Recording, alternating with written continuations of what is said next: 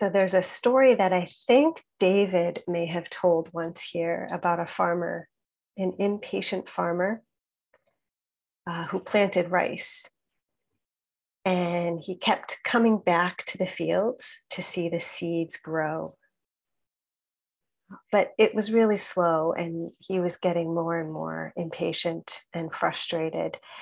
And so one day he realized, aha, I can make them grow faster. I have an idea. And he reached down and he pulled each one up about a half inch. And he was so excited. Went home and told his family he figured out a way to make the rice grow faster. And of course, they were horrified and ran to the fields. And it was too late. All of the seedlings were dead.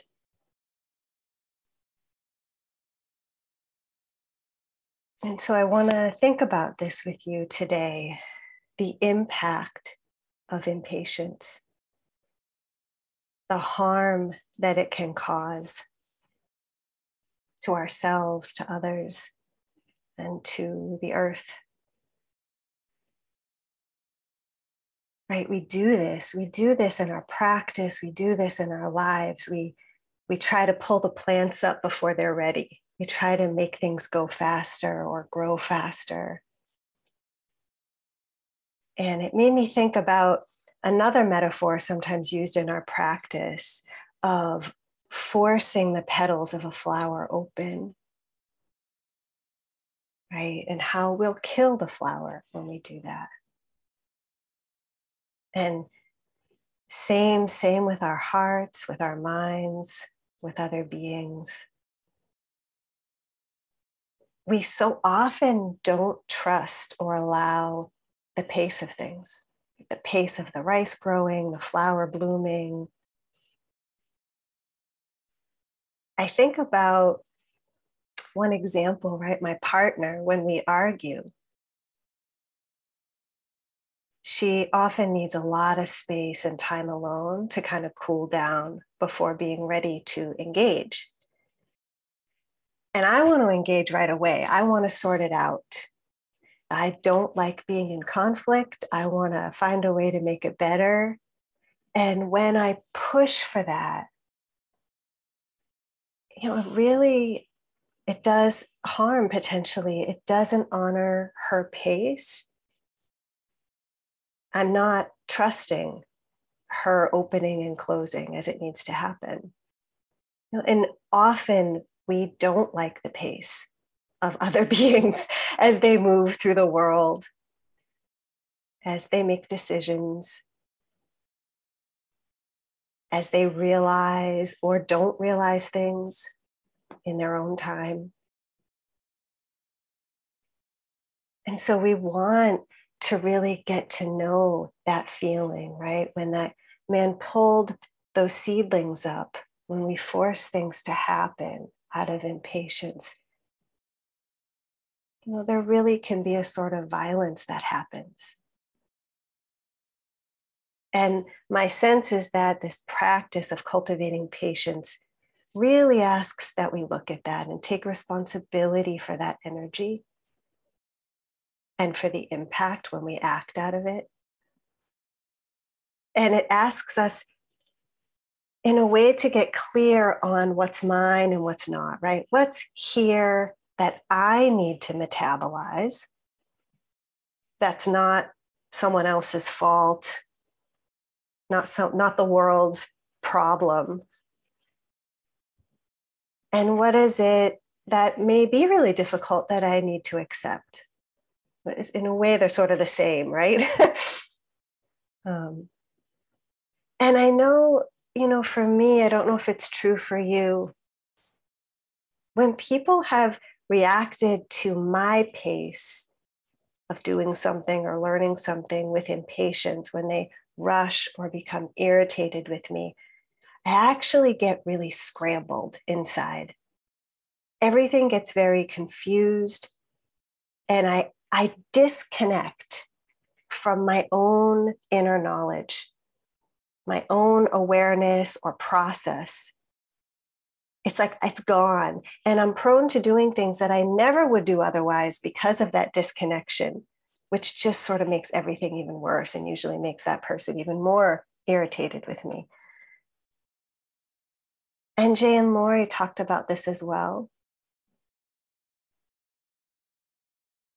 The impact of other people's reactions to our pace. Jay, the relief when her mom kind of opened another way for her to learn how to write.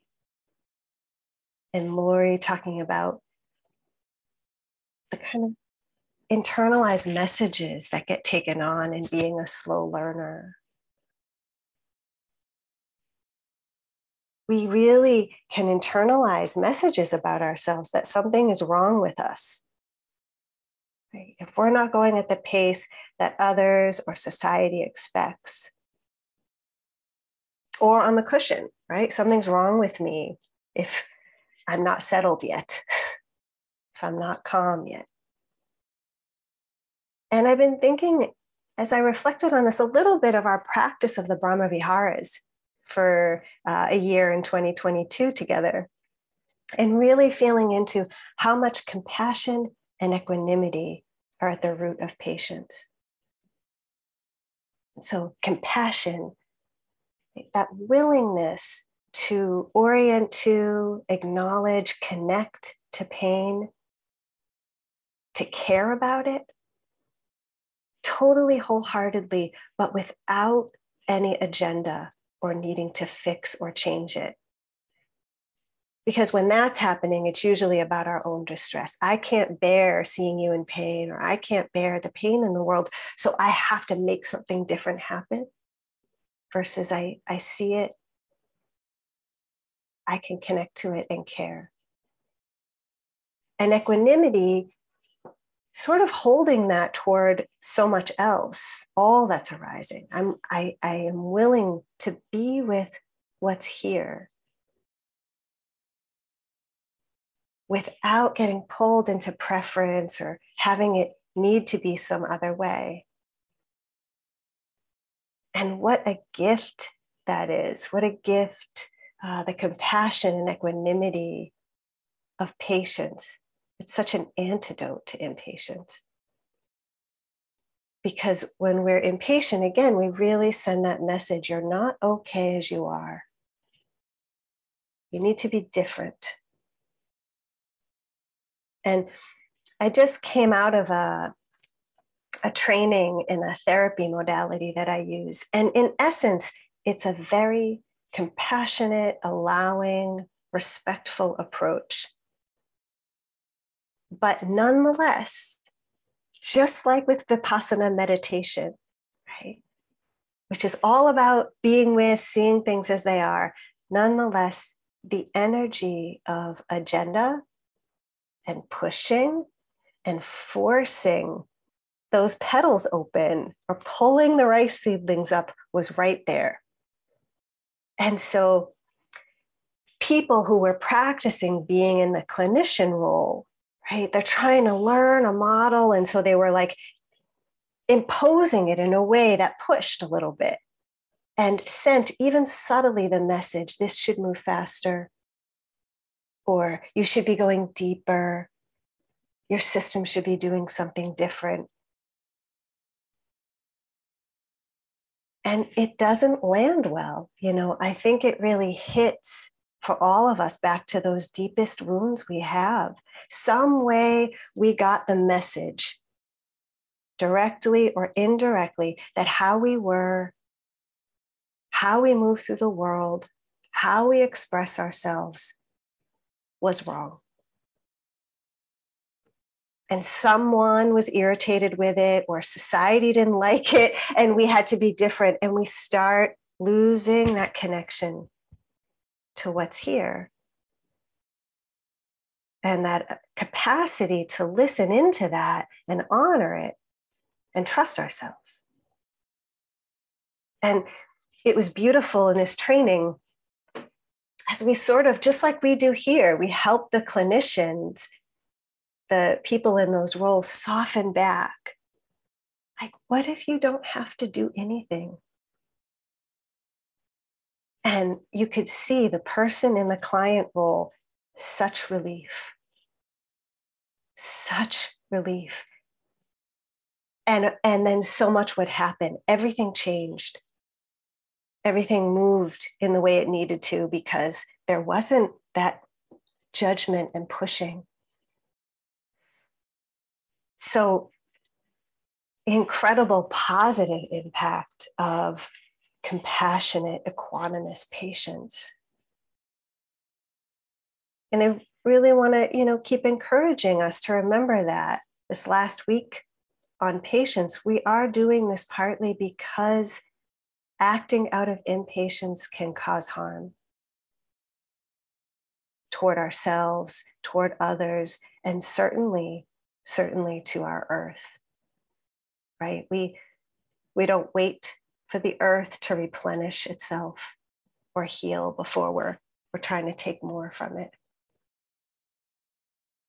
And so when we act out of impatience, it really is as if we're pulling that seedling up and out of its roots, or we're ripping the petals open when the flower hasn't yet bloomed and isn't ready to.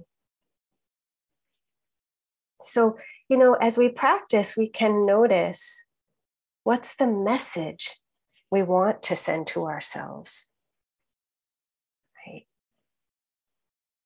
And Jay offered some phrases, and we can play with this as well today, right? Accepting ourselves as we are, honoring our pace.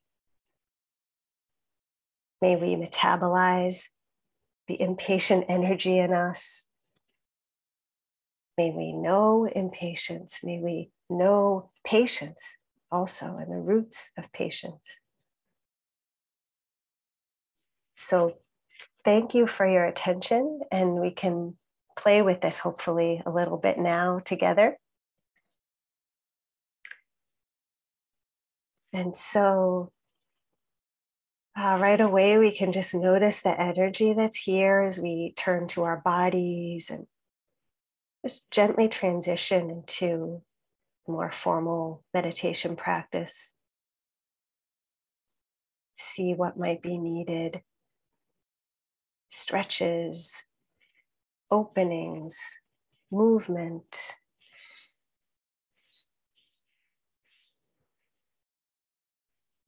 Anything that might bring a little bit more connection again to the body and breath. That might allow for a more comfortable posture.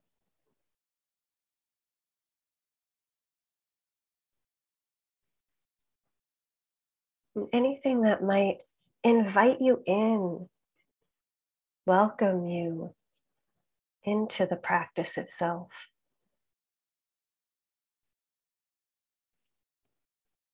Perhaps a few deeper breaths.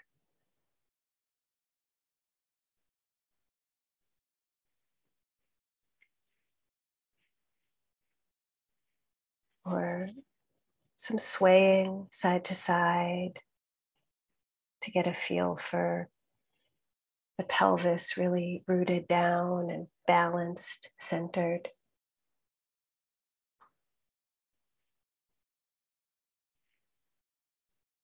Just give yourself time to land, knowing that that might need to happen again and again.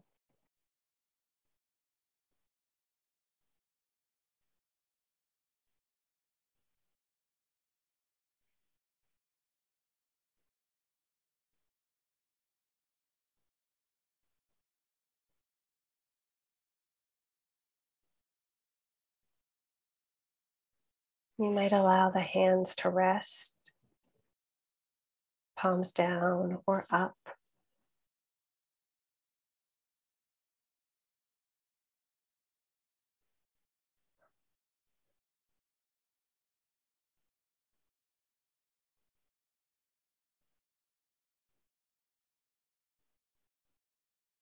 And as you really gradually let the body settle in its own way,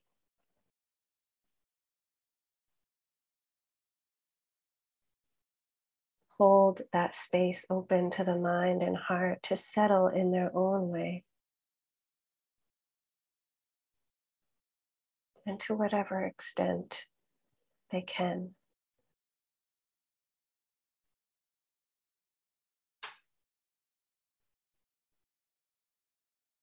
Just allow whenever the energy of agenda, some idea of what should be happening comes in.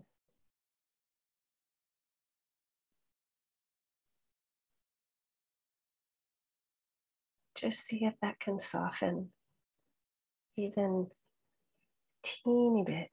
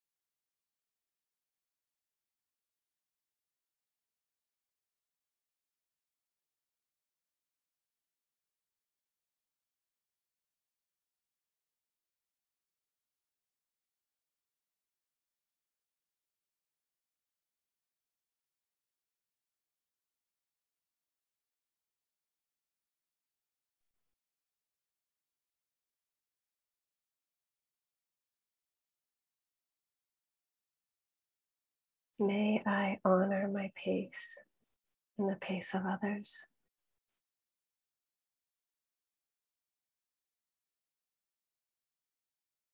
May I connect to and care about the suffering within and around me, just as it is.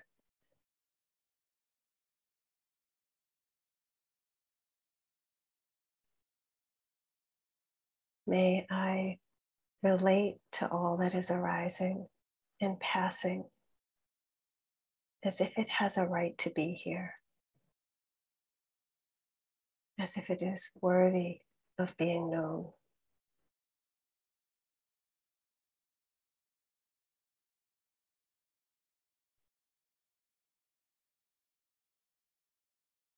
Right to be here, worthy of being known, just as it is.